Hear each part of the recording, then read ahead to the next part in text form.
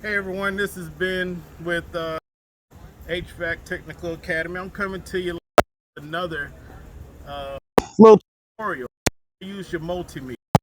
So, this fine field piece equipment we have here has several features in it.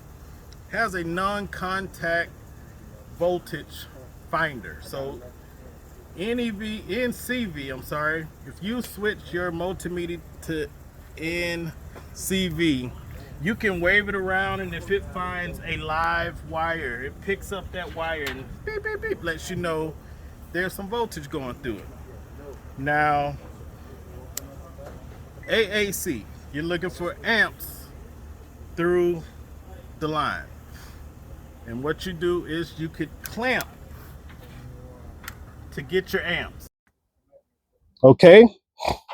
And if you're looking for voltage, check your needles or your prods, but I like needles, and put them onto the little connectors to check the voltage that you have here. And that will give you your reading saying how many volts, 240 volts, 360 volts, whatever voltage you're getting. But just a phrase to help you remember, and it's been helpful for myself in the class. Clamps for the amps, needles to the teetles to get your voltage. And that'll be it for today's little quick lesson on how to use your multimeter. Thank you.